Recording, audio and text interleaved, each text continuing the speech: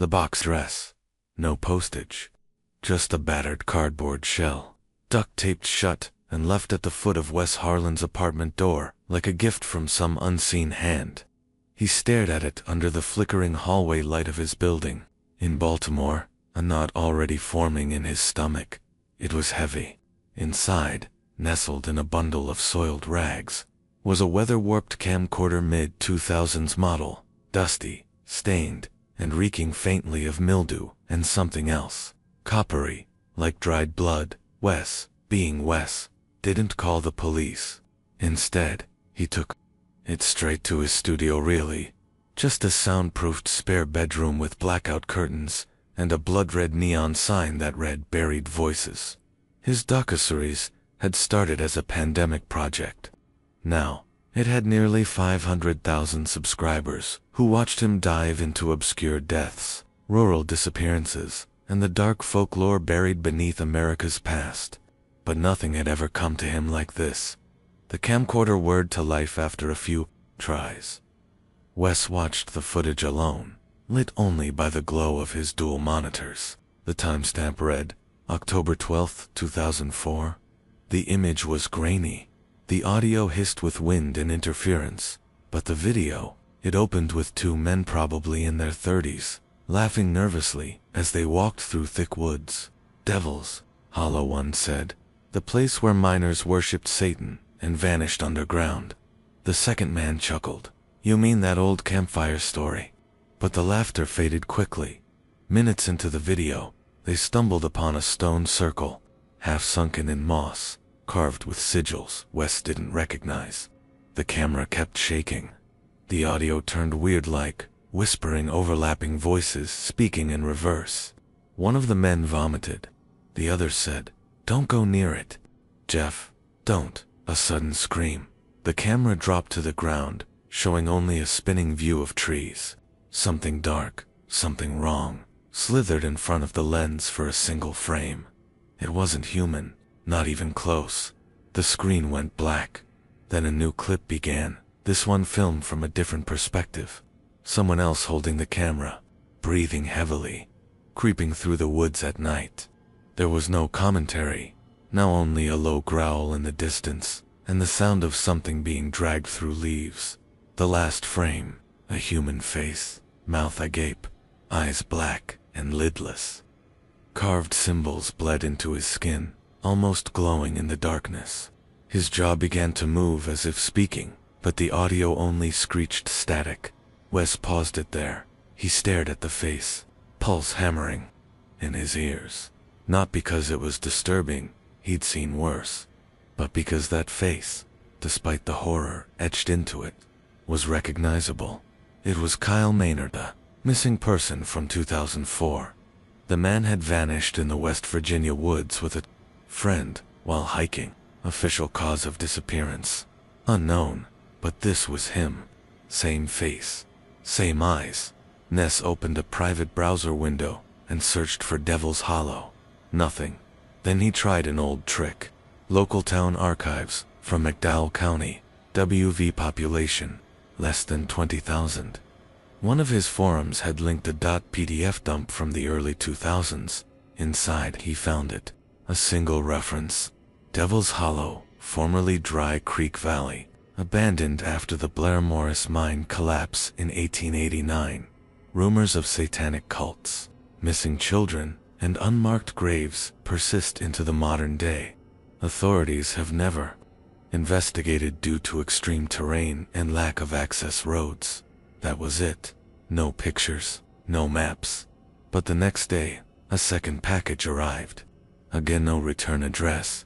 This time, inside the box was a Polaroid, black and white, faded and damp.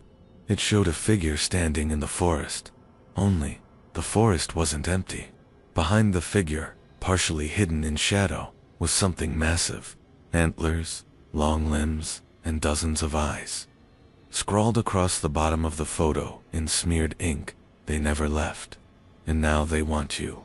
Wes didn't sleep that night. By morning, he had packed his camera, drone, shotgun mic, batteries, GoPro harness, and survival gear. He left a single email scheduled to send to his producer in 48 hours. If you don't hear from me by then, publish the footage. Title it The Devil's Hollow. And with that, he hit the road toward West Virginia, toward the unknown. Toward a place not found on any map. A place that was calling him. A place that was calling him. By the time West Virginia's state line, the rain had started thick. Relentless sheets that turned the highway into a smear of red taillights and gray fog. His GPS sputtered uselessly just outside of Welch, rerouting endlessly, until the screen simply froze, blinking, searching for signal. He had printed directions from an obscure hiking forum just in case.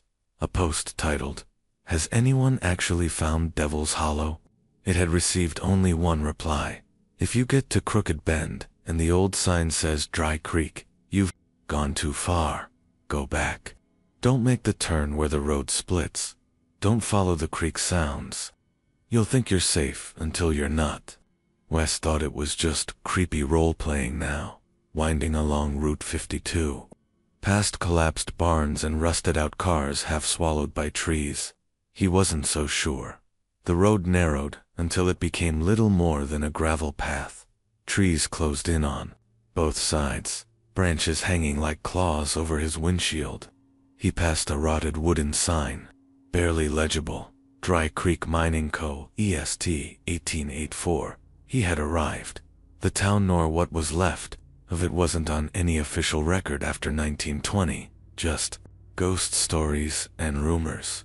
But now, emerging through the mist, Wes saw it, a collapsed chapel, its steeple split in half, a schoolhouse, windows shattered, desks visible inside, a single rusted swing set, slowly rocking without wind, and beyond it all, the mine entrance.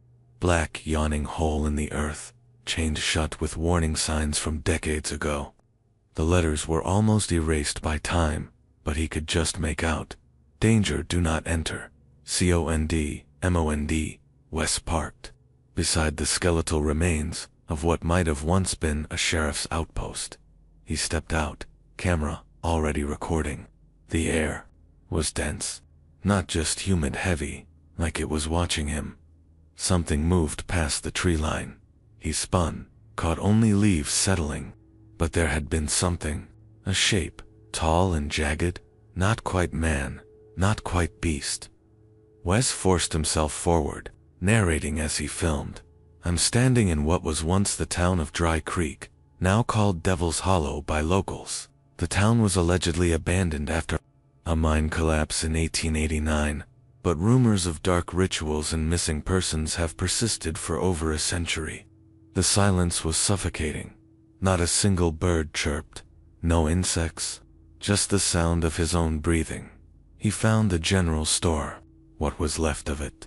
Inside were shelves of rusted cans, a calendar frozen on October 1904, and in the back, something that should not have been there. A fresh candle, unlit, new, surrounded by small bones laid in a perfect circle. Some animal, maybe, maybe not. Carved into the wood beside it were words. "He comes when you're alone. He eats what's left behind." Suddenly, the radio in his backpack came to life, just static. Wes hadn't turned it on. He reached to power it off, but a whisper slipped through the noise. "You see now, it sees you back." He froze. There were no transmissions out here, no towers, no power.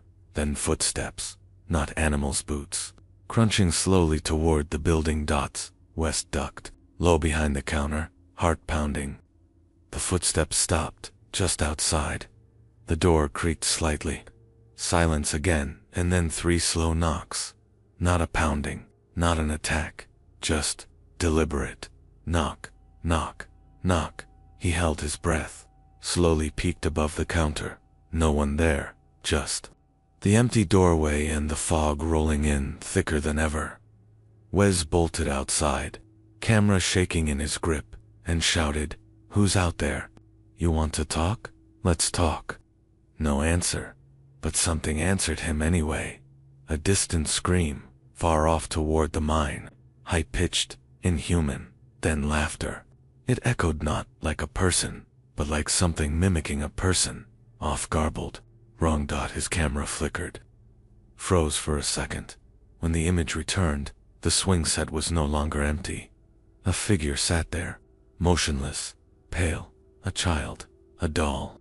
No, its head turned all the way around, facing him.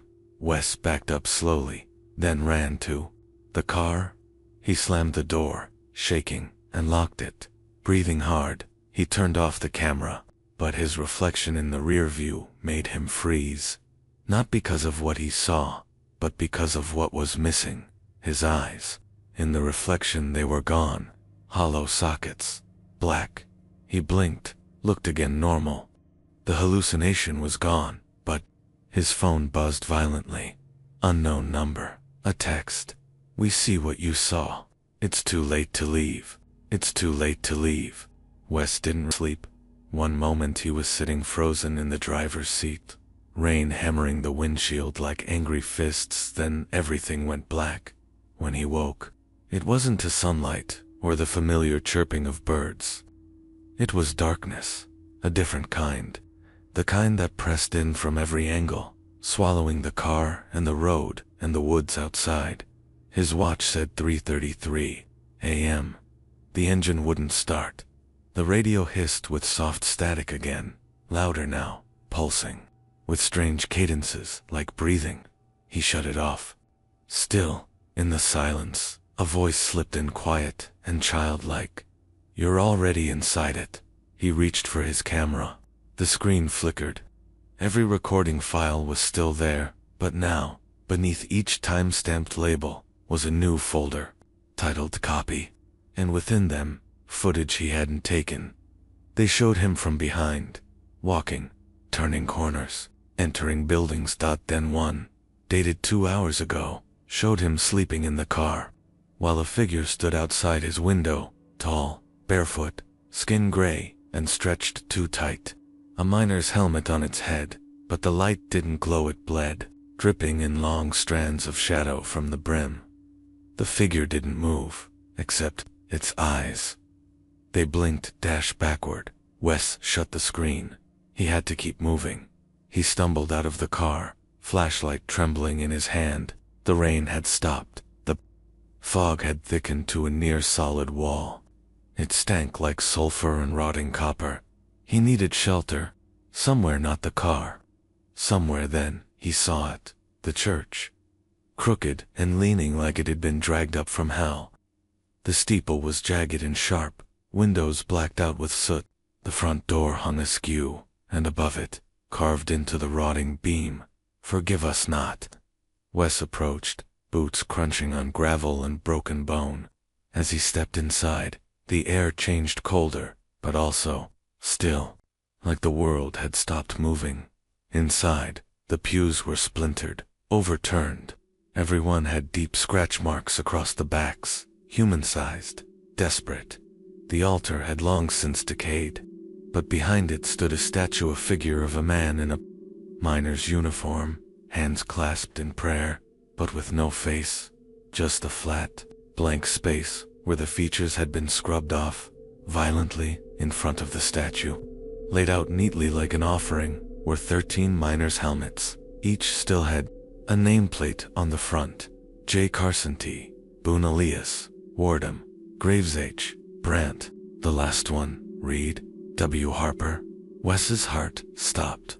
His name, his full name, and it hadn't been there before. Suddenly, the statue's hands dropped. Thump. Wes stumbled back. The statue now faced him directly, though it hadn't moved. A terrible groan echoed through the walls, like the old wooden beams were straining to contain something enormous. A whisper swept through the chapel. Not from one voice but dozens, overlapping, murmuring. The mine, the mine. He waits, he waits. The church door slammed shut behind him. He ran, shoving the door open with brute force. Sprinting down the steps, flashlight flaring, wildly as shapes passed through the mist. Figures, watching. The fog shifted unnaturally, like it was moving toward him, funneling him down a single dirt path, back toward the center of town. and there it was again. The mine entrance. The chains now lay broken on the ground. Wes stopped at the edge. Something deep inside the tunnel exhaled. Not wind, not air. Something alive from the darkness. He saw a light faint, red, bleeding like a wound. Then a voice clear, this time human and wet with tears. "Help me." It was a woman. "Please. I'm trapped. He's coming. He's wearing them, wearing their skin." Wes turned back, but the town was gone. Only the mine remained. He stepped forward, 1 foot into the abyss. The darkness swallowed him. The darkness swallowed him. The air is suffocating. Wes descended slowly, his flashlight barely cutting through the thick blackness ahead. The tunnel walls seemed too close, too damp, pulsing as if the mine itself were alive, breathing around him and beneath it all. That sound again, dripping like blood, hitting stone. The path twisted sharply downward, steeper than any normal tunnel should have been. Every few feet, he passed an old miner's helmet lying abandoned, some with deep gouges in them, some still spattered with something dark and dried. West stopped to catch his breath at a rusted support beam. Someone or something had scratched a message into the metal. "We dug too far." He was waiting. He turned quickly. His light flashed across the walls, and for a brief moment, he saw them faces, dozens of them, half-formed, screaming silently from within the stone. Their features warped as if they'd been pulled into the rock itself. Gone. Wes forced himself forward, knees shaking. Around the next corner, the tunnel opened into a chamber massive and cathedral-like, carved by hand long ago. Chains hung from the ceiling, some ending in hooks, others in rusted bells that swayed with no wind. At the center of the chamber, an altar of coal and bone. Bound to it with barbed wire was a woman, eyes wide, mouth sewn shut with thread that shimmered wetly in the flickering light. Her clothes were torn, but her eyes screamed louder than any words could.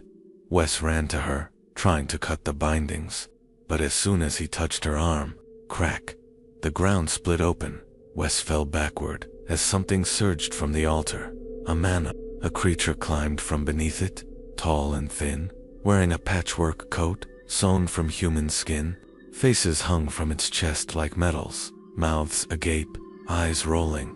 Its helmet bore no light, only a deep, black void that sucked in the glow from Wes's flashlight. And where its face should have been, a mirror, cracked and smeared with something red. Wes stared in the mirror. He saw himself, but not as he was. In the reflection, his own face was gaunt and hollow-eyed, his skin rotted, lips black. He looked down and saw his own hands wrapped in barbed wire. In the reflection, he stood behind the altar, not in front of it. He was the one holding the knife. He screamed and dropped the flashlight. When it hit the floor, the light spun wildly, and, in those flickering strobe-like flashes, the creature stepped forward in jerking, unnatural bursts. With every blink, it was closer. The woman on the altar began to convulse, her sewn mouth tearing with each shake. Blood dribbled from the threads. Her eyes rolled back. The barbed wire dug deeper into her skin, and a sound rose from her throat, a deep, inhuman growl. She wasn't human anymore. She wasn't ever human. The altar began to breathe. Stone cracked. A great slow rumble filled the chamber, like something massive shifting in the earth below. Then the creature reached for Wes. Its hand, long and clawed, pressed the mirror-faced helmet against his. He saw it all. The truth. The mine had never just collapsed. The 13 miners hadn't died in an accident. They had opened something, a gate, or a wound far beneath the earth. A hollow space where no god lived. Only him. They had fed its souls, including their own, over and over. That was the deal. And Wes. Wes was next. The mirror showed a name carved into the coal altar, under dried blood. W. Harper, the 14th. He was never meant to escape, never meant to leave Devil's Hollow, and now he knew why. The creature pressed harder, forcing Wes's forehead against the mirrored faceplate. The world blurred. His bones screamed. Then dash clanged on. Something struck the creature from behind. The mirror shattered. Wes collapsed, gasping. A figure stood over him. An old woman, dirty and hunched, swinging a rusted mining pick. Her eyes glowed faintly red. "You don't belong down here," she whispered. "But it's too late now." The altar cracked open. Beneath it, a staircase of flesh spiraled downward into a red-lit void. The woman grabbed Wes by the collar and hissed, "He knows your name now, and once he knows it, he never forgets. He never forgets." Standing up, didn't remember following the woman down the fleshy, slick staircase that pulsed like a living artery. But there he was, descending into the dark. Deeper than any mine was ever meant to go. The deeper he went, the warmer it got. Not heat like fire, heat like breath. Hot and wet and close. Behind him, the stairway sealed with a wet squelch, and the red glow below pulsed stronger. The woman didn't speak again. She didn't need to. Her body twitched in unnatural rhythms, like something was riding inside her, steering her. The deeper they went, the more her skin peeled and bubbled. At one point, her hand sloughed off completely and she didn't notice. Wes wanted to scream, to claw his way back, but something pushed him forward, something behind his eyes. When they reached the bottom, he saw it, a mine shaft stretching endlessly into the red-lit gloom. But the walls weren't rock anymore. They were bone ribs, arching overhead like a cathedral, veins and nerves still twitching across the surface, and inside it, they worked. The miners, dozens of them, their clothes rotted, fused to skin. Some had no eyes, just gaping sockets dripping tar. Others had mouths sewn shut like the woman on the altar. A few had no legs and crawled across the floor using arms, worn to bone. But they worked. They never stopped. Each swing of their rusted picks echoed like thunder in the hollow. But they weren't mining coal anymore. They were digging flesh. The walls bled. The picks tore at the tissue of the world. Wes stared in horror. One of the miners turned. Its face was his grandfather, Harper. The thing rasped, "It's your shift now." Wes stumbled back. No, he died in 73. He's buried and he's here," the old woman said. Her voice now doubled, like two things speaking from one throat. "We all are. All who dig too deep. All who touch what sleeps beneath." She shoved a rusted pickaxe into Wes's hands. The handle pulsed. It was warm. "No," Wes whispered. "This isn't happening. This isn't." A siren wailed. The lights shifted from red to black dot, and then he arrived. From the far end of the tunnel came a sound like tearing heaven. A figure 10 feet tall, faceless, skin stitched from human hides, floated just above the floor. His feet never touched ground. His arms were too long, ending in hands with dozens of fingers, twitching and pointing and reaching. Around his head spun a ring of lanterns, each one containing a screaming face, and in his chest, a cage. Inside it, a baby, dead-eyed and gray-skinned, weeping without sound. Its mouth opened impossibly wide, as if ready to swallow souls whole. The miners dropped to their knees. Even the walls moaned. Wes could barely breathe. His hands locked around the pickaxe. His mind fracturing heard thoughts that weren't his. "You are the 14th. Finish the altar. Complete the line. One more soul to bind." The creature drifted closer. Wes was forced forward by unseen hands. The ground beneath him writhed, faces emerging, screaming, begging to be free. Then Wes, a voice human, real, alive, cut through the madness. Bess turned. A flashlight beam flickered from a narrow tunnel above. Someone alive was crawling down. It was Miriam, the historian from Devil's Hollow Museum. He'd met her briefly last fall. She'd been researching the mine collapse. She wasn't supposed to be here. She couldn't be here. She reached for him. "Take my hand. We have to go." The creature turned its lanterns toward her. The baby in its chest opened its mouth wider. Wes had seconds to choose. Either reach for Miriam and flee or stay. pick up the axe, and finish the altar. Wes made his choice. He ran. He grabbed Miriam's hand, and they scrambled up the tunnel, dodging grasping limbs. As the creature shrieked behind them in a sound that shattered bone and thought, the tunnel collapsed as they escaped. The mine roared in fury, but it was not over. As they emerged into the moonlight outside, coughing and bloody, Miriam turned to Wes. "You saw it, didn't you?" He nodded. "You were the 14th, she said, eyes filled with something like terror and pity. "But it didn't get you." Wes looked back at the mountain. "No," he whispered. "It didn't get me. Yet. Because even now, in the distance behind him, he could hear it. That damn dripping. That damn dripping." They stayed at 30 miles from Devil's Hollow. Wes hadn't said a word since they fled the mine. Miriam tried to clean the gashes on his arms, but the bruises ran deeper beneath his skin, into his soul. That night, Wes didn't sleep, because something inside him still was awake. 2:13 a.m., he sat at the edge of the bed, hands trembling, the red-stained pickaxe wrapped in a motel towel beside him. He couldn't leave it behind. He had tried. Thrown it into a river. It was back in his truck an hour later, dripping and warm. Miriam stirred behind him. "You heard it again, didn't you?" Wes didn't nod. Didn't need to. The dripping had returned, but it wasn't just in his ears. Now it was in the walls, in the mirror, even behind his own eyes. Miriam sat up slowly. "I should have told you the truth sooner. I was never there to study history. I was looking for survivors. The mine," she hesitated. "It didn't collapse in 1972. Wes turned. "What do you mean?" She looked pale. "It was sealed. Deliberately. After the thing they awoke came through. Your grandfather was part of that crew. The Black Ridge Mining Co. lied to everyone. The government helped bury it." "Bury what?" Wes demanded. Miriam whispered. "A god older than hell." They fled the next morning, but the world followed them. The roads bent back toward Devil's Hollow. No matter how far they drove, they'd end up passing the mile marker with the bloody handprint again.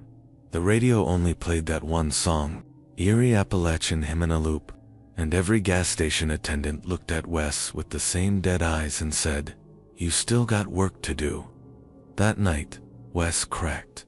They camped in the woods, and as the fire died down, Wes stared at Miriam, with tears in his eyes. "I feel it inside me. Crawling." Something single quotes as ... taking root. She took his hand.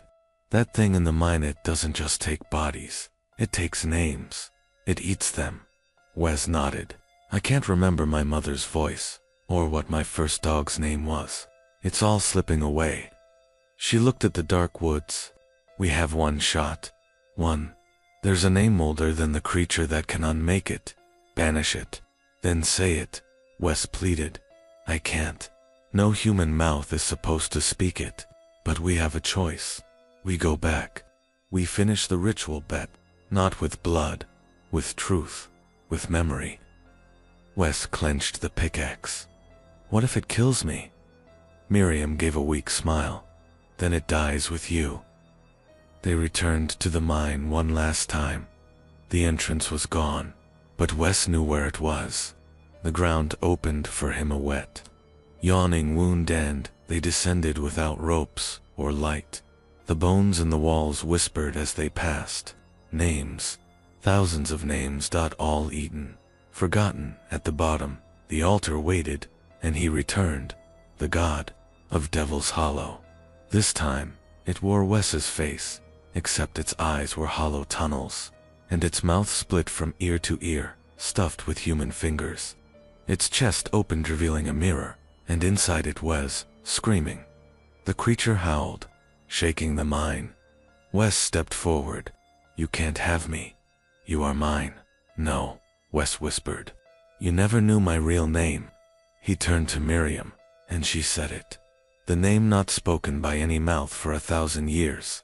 The name written in bones. And soot, the anti-name. The creature froze. The lantern shattered. The baby in its chest shrieked, splitting the air, then imploded into dust. The mine shook, The altar cracked. The ribcage walls began to collapse. Wes and Miriam ran up, toward a light that didn't exist. As the world beneath them crumbled, they reached the surface just in time to see the entire hillside sink. Devil's Hollow was gone, swallowed into the earth. 2 years later, Wes works at a gas station in Idaho. He doesn't talk much, but sometimes, when the radio cuts to static, he stares at the trees and swears he hears drip, drip, drip. And in his dreams, the pickaxe still waits, still. Warm dots still bleeding, warm dots still bleeding.